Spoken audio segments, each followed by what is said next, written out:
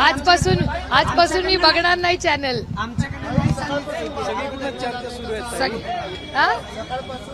सकाळपासून कोण करते, कोण पेरतंय मला नाही माहिती. हा ताई अशा चर्चा सुरू आहेत का काय संदर्भात? कुठल्या पक्षाबद्दल चाललंय? आपला जो गट आहे तो काँग्रेसमध्ये विलीन होणार आहे अशा बातम्या सकाळपासून सुरू झालेल्या आहेत. मंगलदास बांदल हे तुमचे पदाधिकारी त्यांनी मंगलदास बांदल हे बोललेत आता की अशी चर्चा सुरू आहे. काय काय काय मंगलदास बांदल इथे आले होते. त्यांनी मंगलदास बांदल इथे आले होते कुणाला भेटायला? पवार साहेबांना भेटायला मंगलदास बांदल आले होते. तर त्यांनी म्हटलं की त्यांनी सांगितलं की अशी चर्चा सुरू आहे, मात्र त्याचा दुजोरा जे आहे फायनल ते आमचे राष्ट्रीय नेते देतील. मंगलदास बांदलांवर पक्षामध्ये कशाची जबाबदारी आहे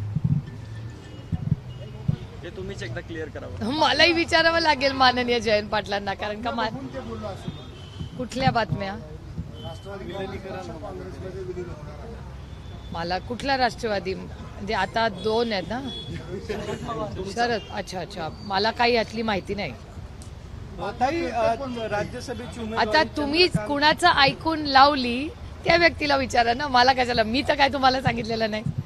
राज्यसभेचे उमेदवार जे आहेत ते जाहीर झाले. चंद्रकांत मीटिंग मध्ये पुढचं इलेक्शन आम्ही ज्या सीट महाविकास आघाडीच्या माध्यमातून आम्हाला सगळ्यांना मिळणार आहेत त्याची माहिती आम्हाला देशमुख साहेब आणि माननीय जयंत पाटलांनी दिली. त्याच्यानंतर प्रचारातला सगळ्यांचा वेळ, त्याचं नियोजन, महाविकास आघाडीच्या पुढच्या सभा, आदरणीय पवार साहेबांचं अरविंद केजरीवालजींचीही बोलणं आत्ताच झालं. अरविंदजी आणि त्यांची सगळी टीम ही आणि आपण सगळ्यांनी एकत्र कसं काम करायचं, इंडियाचे कुठले नेते प्रचारासाठी महाराष्ट्रात येणार, महाविकास आघाडीचं जे पुढचे नियोजन असेल त्याच्यासाठी आदरणीय पवार साहेब माननीय उद्धवजींशी बोलणार. त्याची चर्चा तर उद्या परवामध्ये माननीय उद्धवजी आणि आदरणीय पवार साहेब भेटणार आहेत. त्याच्यानंतर काँग्रेसच्या वतीने कोण बोलणार हे म्हणजे इन्चार्जेस कसे महाराष्ट्रासाठी होणार. आमच्या सगळे जे कॅन्डिडेट्सचा प्रचार, कुठले मोठे नेते जे इलेक्शन कदाचित लढणार नसतील म्हणजे आदरणीय पवार साहेब काही लोकसभा लढणार नाही तर ते कुठले प्रचार करणार, सोनियाजींना येता येईल का, राहुलजी किती वेळ देणार, उद्धवजी किती वेळ देणार, बाळासाहेब थोरात किती वेळ देणार, अशी एक जनरली सगळी प्रचार म्हणजे लोकसभाच्या साठी जे काही विषय आहेत त्याची सविस्तर चर्चा आज सगळी जी माहिती आम्हाला माहिती नव्हती. कारण महाविकास आघाडीच्या मीटिंगला माननीय जयंतराव, माननीय देशमुख साहेब आणि जितेंद्र आव्हाडजी जातात. त्यामुळे आम्हाला काही डिटेल्स माहिती नसतात. तर ती सगळी माहिती आम्हाला माननीय जयंत पाटील आणि देशमुख साहेबांनी या मीटिंगमध्ये दिली. काही चर्चा झाली का? चिन्हासाठी आम्ही कोर्टात जाणार आहोत. राष्ट्रवादी काँग्रेस पक्ष ह्याची स्थापना फाउंडर मेंबर आदरणीय पवारसाहेब आहेत. त्याच्यामुळे फाउंडर मेंबरकडून अदृश्य शक्तीच्या माध्यमातून ज्या पद्धतीने हा पक्ष काढून घेतला ही चुकीची घटना आहे. मी अन्याय म्हणणार नाही, पण अन्याय एवढ्यासाठीच म्हणणार नाही कारण का लोकांना वाटेल अन्याय म्हणलं की आम्ही वीक आहोत. आम्ही वीक नाही आहोत. आम्ही मेरिटवर पास होणारे लोक आहोत. आम्ही कधी पेपर कॉपी करून पास झालेलो नाही. त्याच्यामुळे दुसऱ्याचं हिसकावून घेण्याची आमची प्रवृत्ती नाही. आदरणीय पवार साहेबांनी जेव्हा जेव्हा काँग्रेसशी मतभेद झाले किंवा काँग्रेसमधून साहेबांना जर नोटीस आलेली आहे, आदरणीय साहेबांनी नेहमी स्वतःचा पक्ष स्थापन केलेला आहे. त्यांनी कधी कुठल्या दुसऱ्या पक्षावर दावा केलेला नाही. त्याच्यामुळे आणि हा पक्षाचे ते फाउंडर मेंबर आणि फाउंडर प्रेसिडेंट आहेत. त्याच्यामुळे आम्ही पूर्ण ताकदीने इलेक्शन कमिशनचा जो निर्णय झाला तो आम्हाला योग्य वाटत नाही. अतिशय प्रांजळपणे इलेक्शन कमिशननी जो निर्णय घेतला तो आम्हाला असं वाटतं तो आमच्यासाठी नाही, जे वास्तव आहे फाउंडर मेंबरकडून त्यांनी पक्ष काढून घेतला हे आम्हाला अयोग्य आणि दुःखदायक आणि आश्चर्य आम्हाला वाटलं. त्याच्यामुळे आम्ही या पक्षाची न्याय घेण्यासाठी आम्ही सुप्रीम कोर्टात गेलेलो आहोत. नाही, राज्यसभेच्या बाबतीत माननीय जयंत पाटील साहेब ते सगळं बघतायत. जरांगे पाटलांची तब्येत फार खालावली आहे. त्यांच्या नाकातून रक्तस्राव. Oh my God, really? सकाळच्या बातम्या फसवणूक केली अशी वाटते ताई. हे ट्रिपल इंजिनचं जे खोक्याचं सरकार आहे हे अतिशय असंवेदनशील आहे. मग शेतकरी असो, दुधाचा भाव असो, सोयाबीनचा भाव असो. आजही आमच्या मीटिंगमध्ये दूध, सोयाबीन, कांदा, इथेनॉलचे प्रश्न असे अनेक शेतकऱ्याच्या निगडीत जो हमी भाव मिळत नाहीये याची सविस्तर चर्चा आमच्याही मीटिंगमध्ये झाली. महागाई, बेरोजगारीबद्दल झाली. त्यामुळे अतिशय राज्यामध्ये लोकसभा तर आहेच, पण त्याबरोबर राजकीय पैसे सगळे राजकीय पक्षाची नैतिक जबाबदारी असते की सर्वसामान्य मायबाप जनतेच्या प्रश्नांवर चर्चा करून मार्ग काढणे. त्यामुळे आजही आमच्या मीटिंगमध्ये सगळ्यांनीच आदरणीय पवार साहेबांचं मार्गदर्शन मागितलं. देशमुख साहेब म्हणाले की सोयाबीनला न्याय मिळत नाहीये. अमोल कोल्हे आणि मी आमच्या भागामध्ये दुधाचा प्रश्न असेल, कांद्याचा प्रश्न असेल ह्याच्याबद्दल बोललो. आमचे सहकारी जे सगळे कारखाने म्हणजे जे नुसते प्रायव्हेट कारखाने नाहीत पण सहकारी कारखान्यांनाही आज इथेनॉलचा जी पॉलिसी आहे त्याच्यात बदल आणल्यामुळे प्रचंड अडचणीत साखर कारखाने आलेले आहेत. त्याच्याबद्दलही विचार व्हावा याची सविस्तर चर्चा लोकसभा आणि शेतकऱ्यांच्या बद्दल झाली. आणि अतिशय असंवेदनशील हे सरकार आहे. त्याच्यामुळे झरांगे पाटलांवर जो अन्याय होतोय किंवा धनगर समाज, मग मराठा, धनगर, लिंगायत, मुस्लिम समाज, रामोशी समाज किंवा VJNTचे जे समाज आहेत आपले, मग भामटा समाज असेल, असे असंख्य हे जे समाज आहेत त्यांच्यावर जो अन्याय किंवा ही फसवणूक या ट्रिपल इंजिनच्या खोके सरकारने केली ह्याचं मला आश्चर्य वाटत नाही. कारण का घरफोड, पक्षफोड, आईस, इन्कम टॅक्स, CBI आणि ED ही लावणे, लोकांना भीती दाखवणे, एवढाच उद्योग हे ट्रिपल इंजिनचं खोका सरकार करतंय. आणि दिल्लीमध्ये शेतकरी आंदोलन करतायत, तिथे काय परिस्थिती आहे त्याचेही व्हिडिओज यायला लागलेत. काल काही एक बातमी आली की कुठल्या तरी मोठ्या रिपोर्टरवरही काल अटॅक झालेला आहे, अशी एक बातमी फिरत होती. त्यामुळे अतिशय चिंताजनक परिस्थिती राज्यात आणि देशात आहे. मग आरक्षणाचा विषय असू दे किंवा शेतकऱ्यांचा विषय असू दे, अतिशय असंवेदनशील हे सरकार आहे. हा माझा आरोप आहे या सरकारवर. डोक्यावर परिणाम झालाय. एक मिनिट एक जण प्रश्न. आता जे उपोषण सुरू आहे ते 5 दिवस जरांगेकडे झोपलाय, त्यांच्या डोक्यावर परिणाम झालाय, त्यांना तसंच झोपू द्या. हे मला राणेसाहेब वयाने कर्तृत्वाने खूप मोठे आहेत.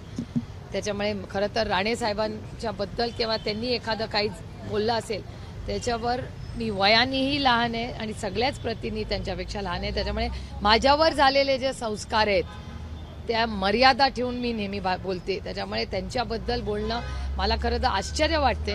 कारण का मला नेहमी वाटायचं की राणेसाहेब हे अतिशय संवेदनशील आहेत. त्याच्यामुळे त्या काय कॉन्टेक्स्टमध्ये बोललेत हे मला माहिती आहे. प्रकाश आंबेडकरांनी जालन्यातून एक मिनिट, तुम्हाला घाई असेल, मला कुठलीही घाई नाही. मी तुम्हाला पाहिजे तितका वेळ देऊ शकते. एका वेळेस एक जर प्रश्न विचारला तर सविस्तर उत्तर मला देता येईल. प्रकाश आंबेडकरांनी मनोज जरांगेंना जालन्यातून लढण्याची खरं तर विनंती केलेली आहे की जर ते लढण्यास इच्छुक असेल तर आम्ही त्यांच्याबरोबर असू असंही म्हटलं. मला असं वाटतं ही लोकशाही आहे आणि प्रत्येकाला आपला निर्णय घ्यायचा अधिकार आहे. आणि झरांगे पाटलांचं आत्ता म्हणजे मी प्रकाशजींनाही फोन करून आणि त्यांच्याचंही मार्गदर्शन आणि त्यांच्याशी नक्कीच मी कॉन्टॅक्ट करीन.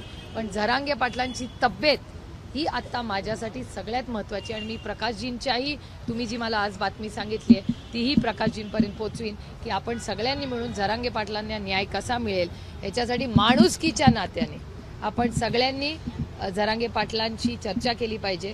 कारण का झरांगे पाटील या भारताचे नाही महाराष्ट्राचे सुपुत्र आहेत. आणि आरक्षणासाठी म्हणजे असंवेदनशील सरकार हे जे वागतंय हे अतिशय दुर्दैवी आहे. आणि मराठा, धनगर, लिंगायत, मुस्लिम आणि VJNT समाजाचं, भटक्या विमुक्त समाजाच्या ज्या मागण्या आहेत त्या सगळ्या आरक्षणाच्या बाबतीत ट्रिपल इंजिन खोके सरकार हे पूर्ण फेल आहे. दिल्लीमध्ये शेतकरी परत एकदा आंदोलन करत असताना त्या ठिकाणी काल प्रमाणात अडवणूक करण्यात येते, त्यांच्यात थांबवण्यात येते. कसं बघताय सगळ्या आंदोलनात परत एकदा शेतकरी आक्रमक झाले? शेतकरी आक्रमक कधी होता? जेव्हा त्यांच्यावर प्रचंड अन्याय होतो. या देशातले शेतकरी सहनशील आहेत, कष्टाळू आहेत आणि काळ्या मातीशी इमान राखणारे आहेत. आणि अशा शेतकऱ्यांवर ज्या अमानुष पद्धतीने मागेही आपण बघितलंय की या केंद्र सरकारने जो अन्याय केला त्याच्यानंतर पहिला U-टर्न केंद्र सरकारने केला तो या कष्ट करणाऱ्या शेतकऱ्यांमुळे केला.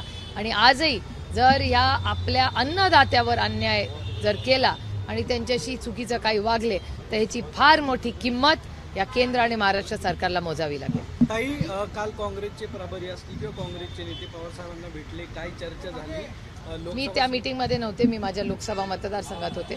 त्या मीटिंगमध्ये काय झालं याचं मला माहिती नाही. वागळेच्या सभेच्या वेळेस 3 महिला जखमी झाल्या, तर त्याचा दखल अजून राज्य महिला आयोगाने घेतलेला नाहीये, तर त्याच्याबद्दल काय प्रतिक्रिया? मला काय आश्चर्य वाटत नाही, कारण भारतीय जनता पक्षाचे कार्यकर्ते आज त्यांना असं वाटतं की त्यांचं राज्य आहे म्हणजे ते कसेही वागू शकतात.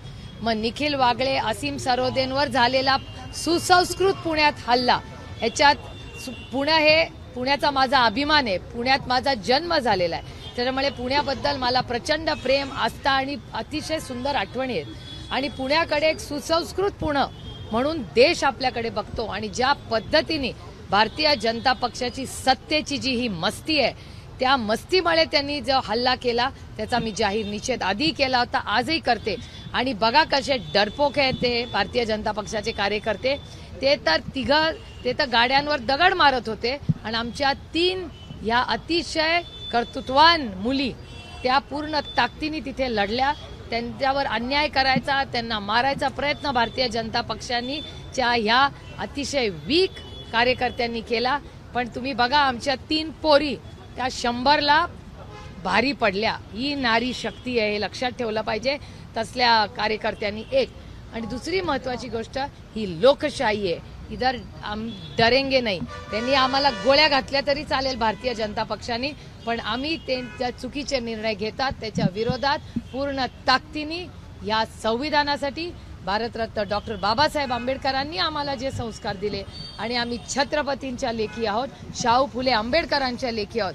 आम्ही कुणाला घाबरत नाही, ना त्यांच्या आईसला घाबरतो ना त्यांच्या गुंडा राजला घाबरतो. हे दुर्दैव आहे.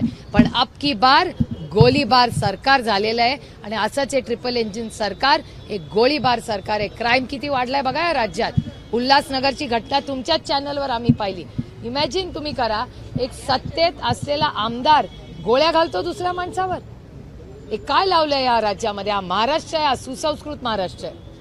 निखिल वागळेची जी मारहाण झाली त्यावर नितेश राणे परवा पुण्यात आले होते. ते म्हणाले की ते स्वस्तात परत गेले, हिशोब बाकी आहे. जर होत नसेल पुणेकरांकडून तर मला सांगा. मला यांचं स्टेटमेंट मी ऐकलेलं नाही, त्याच्यामुळे मला माहिती नाही. काही मागासवर्ग आयोगाच्या अजून एका सदस्याची हकालपट्टी केली आणि मेश्रामांची हकालपट्टी केली. अतिशय असंवेदनशील ट्रिपल इंजिन खोकेचं सरकार आहे. फक्त खोके द्या.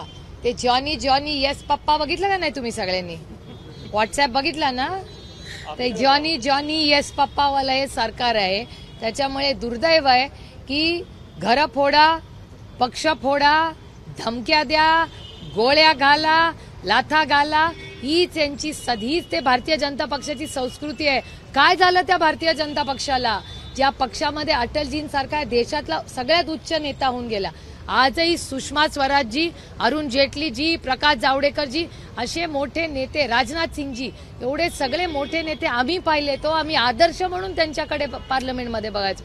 मी स्वतः ऑन रेकॉर्ड म्हणलेले पार्लमेंटमध्ये की सुषमाजी, प्रकाश जावडेकरजी, राजनाथ सिंगजी, LK अडवाणीजी, अरुण जेटलीजी यांच्याकडून पार्लमेंटमध्ये सुसंस्कृत कसं वागायचं, चांगली भाषणं करायची आम्ही जरी विरोधात असलो तरी त्यांच्याकडून शिकलो. आणि हाच आदर्श आज त्याच भारतीय जनता पक्षाला झाले तरी काय? ती ओरिजिनल बीजेपी गेली कुठे? काय सगळे कुठून येतात. आणि मला काळजी अशी वाटते की मला कोणीतरी एक व्हॉट्सअप केलाय की भारतीय जनता पक्षात ओरिजिनल जे पक्षामधले कार्यकर्ते होते, ज्यांनी कष्ट केले, लाट्या खाल्ल्या, संघर्ष केला, त्यांनी आपले खुर्च्या उचलल्या, सतरंज्या उचलल्या, त्यांच्यासाठी 33% आरक्षणाची मागणी होते. कारण का तो जो बाहेरून येतोय तो चांदीच्या ताटावर गरम जेवतोय. ज्यांनी संघर्ष केला तो कुठेतरी कोपऱ्यातच आहे. अशी परिस्थिती आहे भारतीय जनता पक्षाची.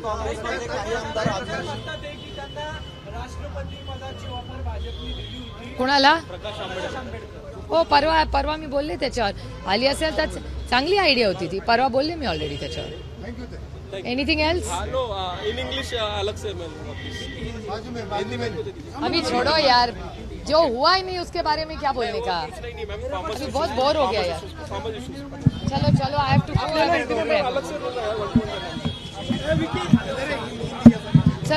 चलो मुझे प्रोग्राम में जाना.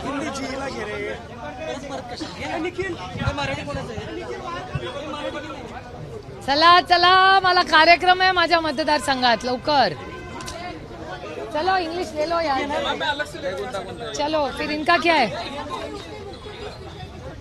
लोकसभा और किसानों पे होने वाले अन्याय। हिंदी कामना आहे ते आधी काँग्रेसचे विचारते विलिनीकरण संदर्भात हिंदी जो आपका गुट है वो कांग्रेस में विलीन होने जा रहा है, ऐसी चर्चा माध्यम में आ गई है। कौन कर रहा है, मैं तो आप ही से सुन रही हूँ। आपके जो पदाधिकारी है मंगलदास जी बांदल, उन्होंने कहा कि चर्चा शुरू है, मगर हमारे बड़े नेता उसके बारे में, उस चर्चा के बारे में बताएंगे। मैं मंगलदास जी जरूर फोन करूंगी। मंगलदास जी बांदल जो है वो पार्टी में कौन से पोस्ट पे है मुझे पता नहीं, मैं पता करके जरूर करूंगी। उन्होंने खबर देखी, उसके वो नहीं पता, वो नहीं पता। उन्होंने बोला नहीं कैसे होगा नाम कि उन्होंने तो टीवी पे कौन से चैनल, मेरी चैनल वालों से विनती है भैया, आपकी क्रेडिबिलिटी कम हो जाएगी, मत ऐसे लगाइए न्यूज। ऐसी बातें कौन फैला रहा है लेकिन मुझे क्या पता, आपने किसका सुन के चैनल पे चलाई हो, वैसे सब चल रहा बट किसी ने तो लगाई होगी ना, तो आपको किसने कहा, टीवी पे दिख रहा है ना, किस कौन से चैनल ने पहली चलाई, पे दिख रहा है। बट कहीं तो शुरू हुई होगी, मुझे क्या पता आपका सोर्स क्या है। लेकिन ऐसी बातें जो है फैलाना कितना, वो मेरी जिम्मेदारी नहीं, आपकी है। आप क्या कहेंगे कार्यकर्ताओं से, क्या कार्यकर्ता का कोई आह्वान क्यों करूंगी मैं, झूठ का झूठ बात चल रही है। तो मुझे, हमारे कार्यकर्ता बहुत टफ है भैया, वो गॉसिप में नहीं, हम देश सेवा के लिए आए, गॉसिप के लिए नहीं आए राजनीति में।